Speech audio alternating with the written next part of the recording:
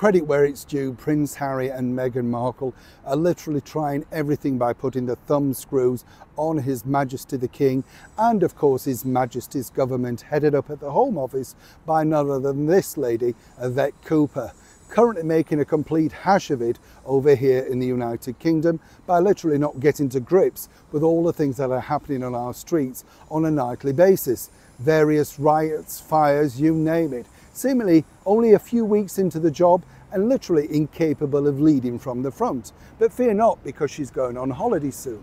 But she is a pivotal person in Prince Harry's ongoing battle with his own personal security over here and, more importantly, over in America, of which he wishes the British government to take and pay for. Not just for him, but for the two mysterious children that we never see. We're supposed to want to pay for those as well. And more importantly, his wife Meghan Markle, who at the drop of a whim could go halfway around the world and fear not about her own personal security. Well, Harry's sorting it out. But now he's even revving it up even more. As ever, let me explain. Morning, nice to see you. Thank you so much as ever for your time. Yes, listen, it's an interesting thing this, because as I've told you, Harry and Meghan are not going to give in. They don't care how much they embarrass the family, what they say or how they do it. They want what he believes is his rightful things, and we don't want to pay for it. I've told you that before. If anything would turn people off the monarchy, 100% it will be this. But Harry doesn't care if the monarchy collapses or not. Clearly, he wouldn't do this to his own father if he didn't think this.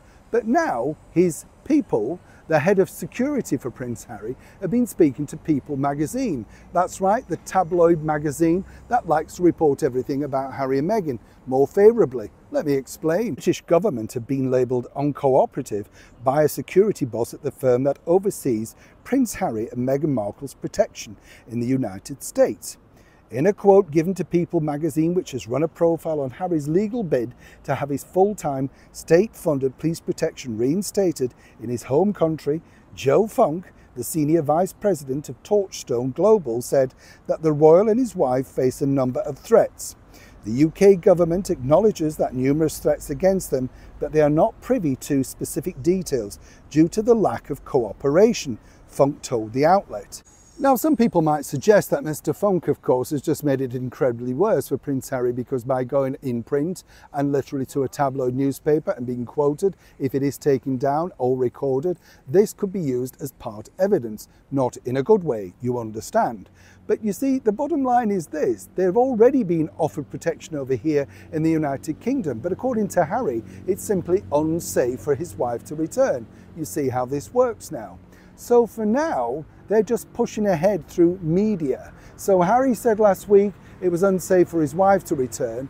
This week we find in a magazine that apparently his security team's saying it's terrible. You know, no, we've tried to cooperate, but nobody wishes to help. The point is, they both left and we're not funding. I don't know which bit Harry and Meghan don't get, but this is going to prove incredibly embarrassing for His Majesty the King and of course other senior members of the British monarchy. If they don't put a lid on this, strip the titles and let them be free to fund and of course enjoy their own life independently, this is going to be a ticking time bomb against the British monarchy. One I wouldn't wish, of course, on His Majesty the King, due to the fact he's still battling his own health issues. But really, it should have been dealt with a long time ago. Neil Sean in the very heart of London.